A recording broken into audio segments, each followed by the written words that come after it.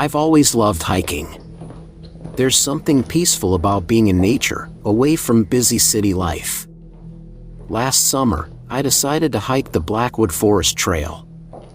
It's a popular trail known for its beautiful views and thick woods.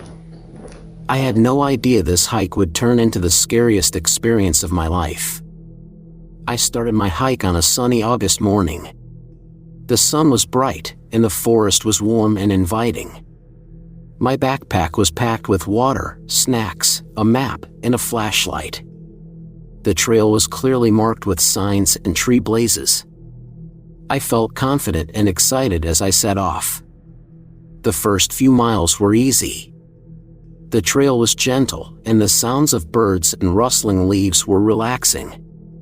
After an hour, I reached a scenic overlook. The view was amazing, rolling hills and endless trees. I took some photos and enjoyed the moment. I continued on, feeling great. The trail got rougher as I went deeper into the forest. I passed a few other hikers who waved at me. I waved back and enjoyed the friendly atmosphere. Around noon, I came to a fork in the trail. A sign said that the right path led to a viewpoint, while the left path went deeper into the forest. I decided to take the left path, hoping for a quieter, more private experience. I didn't expect anything strange, but that's when things started to go wrong. The left trail quickly became hard to follow. The trees grew thicker, and their branches formed a dense canopy above. The sunlight barely reached the ground, creating creepy shadows. I felt a chill but shrugged it off, thinking it was just the cooler air.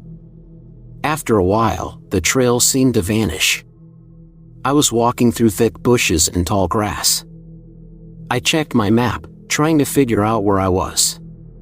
The map showed a loop that should bring me back to the main trail, but I wasn't sure if I was still on it or if I had gone off course. I kept going, hoping to find the main trail soon. As I walked, I started to feel like someone was watching me. I looked back often, but there was nothing there, just the same dark forest. The feeling grew stronger as the hours went by. What should have been a 2-hour hike turned into a never-ending trek through the woods. My water was almost gone, and I was getting hungry. My stomach was growling, reminding me that I hadn't eaten since breakfast. As the sun began to set, I knew I needed to find my way back before it got dark. I walked faster, but the forest seemed to twist and turn in confusing ways. I tripped over roots and rocks. I wanted to use my flashlight, but I was afraid it might attract unwanted attention. The forest grew darker, and the shadows grew longer. The once comforting sounds of nature now seemed scary. The chirping of crickets and the rustling of leaves sounded like whispers. I tried to ignore them, blaming my growing fear. Then I saw a light in the distance. Relief washed over me, and I hurried toward it, hoping it was another hiker or a ranger station. As I got closer, I realized it was an old, run-down cabin. The light was coming from a dirty window. I approached the cabin, my heart pounding. I peered through the window and saw old furniture covered in dust and cobwebs. It looked abandoned, but something about it made me nervous. I knocked on the door, but no one answered. I tried the door handle, and it opened with a creak. The inside was dimly lit by the light coming through the window. I stepped inside, hoping to find some supplies or maybe a phone to call for help. The cabin was eerily quiet. As I looked around, I saw nothing but old, dusty furniture. On one wall, there was a large, strange symbol, like a circle with weird markings inside. I didn't understand it, but it made me uneasy. I decided to leave and keep searching for the main trail.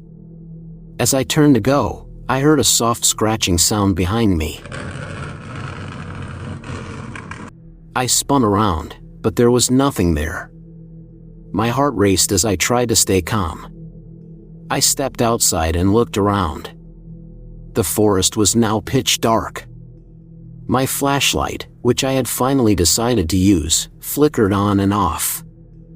I tried to stay alert, but the whispers came back, growing louder. Suddenly, the flashlight went out completely. I tried to turn it back on, but it was dead. Panic set in.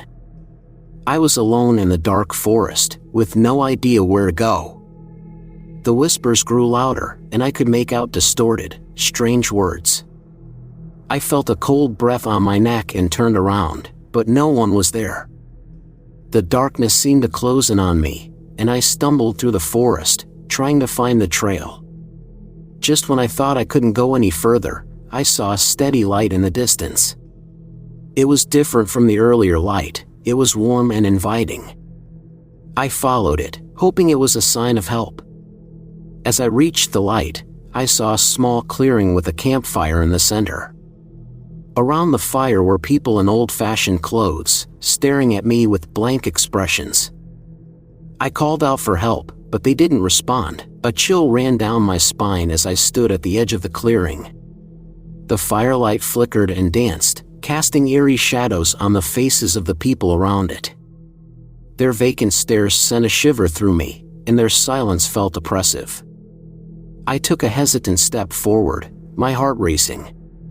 "Please," I said, my voice trembling, "I need help." One of them, a woman in a faded dress, finally moved. Her eyes met mine, but they held no warmth, only an unsettling emptiness. She extended a hand toward me, her gesture slow and deliberate. As she did, the firelight seemed to dim, and a cold wind swept through the clearing. Before I could react, the clearing began to fade, the faces dissolving into shadows. The warmth of the fire vanished, replaced by a deep, consuming darkness. I felt myself being pulled back into the forest, the light and the people slipping away until all that remained was the oppressive blackness. I was alone once more, the whispers growing louder and more insistent. The cold breath on my neck returned, and the darkness seemed to close in around me again, leaving me to stumble blindly through the forest, with no sign of escape in sight. The darkness pressed in, swallowing the last remnants of light. The whispers grew louder, their words merging into a cacophony of dissonant voices. I stumbled through the black forest, my breaths coming in ragged gasps. The chilling sensation of the cold breath on my neck persisted, and the oppressive weight of the darkness seemed to close in around me. Just as despair began to overwhelm me, I saw a faint glimmer in the distance, a sliver of moonlight breaking through the canopy. Desperate, I pushed forward, my hope renewed. But as I neared the light, it flickered and faded, swallowed by the encroaching darkness. I stood there, lost and alone. The forest had turned into a maze of shadows and whispers. The light was gone, and all that was left was the deep darkness.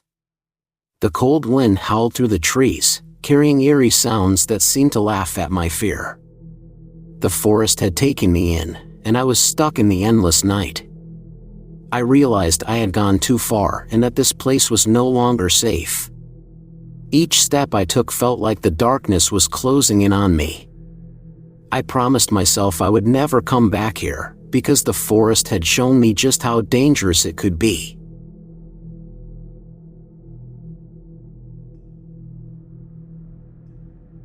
Jake and his friends decided to camp in a remote forest they'd heard was mysterious. They packed their things, drove to the woods, and set up their tents. The forest looked nice but felt quiet and strange. As night fell, the trees seemed to get closer, and the friends sat around the campfire, telling stories and laughing. But the darkness outside felt heavy. After a while, Sarah suggested they go for a walk. The group agreed and took their flashlights. The forest was thick, and the path they followed twisted and turned. Shadows moved, and the trees creaked. As they walked, the forest was too quiet. They couldn't hear the usual nighttime sounds like crickets or owls. An uneasy feeling grew among them. They decided to head back to camp, but the path seemed unfamiliar. "Where are we?" Mike asked, looking around. I don't remember this. Then they heard soft whispering, like the trees were talking. The whispering grew louder, and their flashlights flickered. Fear set in, and they tried to find their way back, but the forest seemed to change around them. The whispering became clearer, and they realized they were not alone. The voices came from all directions, mixing with the rustling leaves. They were scared and tired, and their flashlights were getting dim. Suddenly, they saw a small, old cabin through the trees. It was dark and falling apart, with dirty windows. They hoped to find something useful or just a place to rest. Inside the cabin, it was cold and musty. The floor creaked, and the walls had strange symbols. A large, dusty mirror stood in the corner. When they looked in it, their reflections were not normal. Their faces looked twisted, with hollow eyes. The whispering grew louder and sounded like many voices. Sarah noticed a tall, thin shadow in the corner of the cabin with glowing eyes. We need to leave, Jake said. Quickly! They ran out of the cabin, but the forest seemed to close in on them. The whispers followed, growing louder and more frantic. They ran through the dark woods, not knowing where to go. Finally, they saw the lights of their campsite in the distance. They ran back as fast as they could and packed up their things. They left the forest behind. On the way home, no one spoke. They were shaken by the night. The whispers in the strange cabin would always be in their minds, a reminder of the eerie presence in the whispering pines.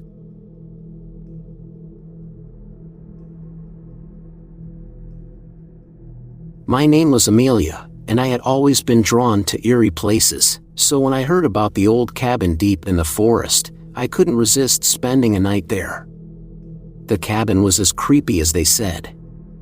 As night fell, the forest seemed to close in around me. The trees whispered with the wind, and the darkness felt thick and heavy. I tried to ignore the growing unease and went to bed. But sleep wouldn't come. I kept hearing footsteps outside, slow and deliberate. I looked through the window but saw nothing but the black void of the forest. The footsteps grew louder, coming closer. My heart pounded in my chest. I grabbed a flashlight and went outside, shining it around the cabin. The forest was still and empty, yet I felt a chill that wasn't from the cold. As I shone the flashlight on the ground, I noticed something disturbing. Footprints had appeared in the dirt, but they didn't lead anywhere. They simply circled the cabin, over and over. Panic set in. I rushed back inside and locked the door, but the footsteps continued, now right outside. They stopped abruptly, and a cold draft swept through the room. I turned and saw a dark shadow in the corner, moving slowly toward me. I tried to move, but it felt like my feet were glued to the floor. The shadow reached out with a cold, unseen hand. Just as it touched me, the lights flickered and went out. When morning came, the cabin was silent. I was gone. The only thing left were those strange footprints, still circling the cabin, never stopping, always moving.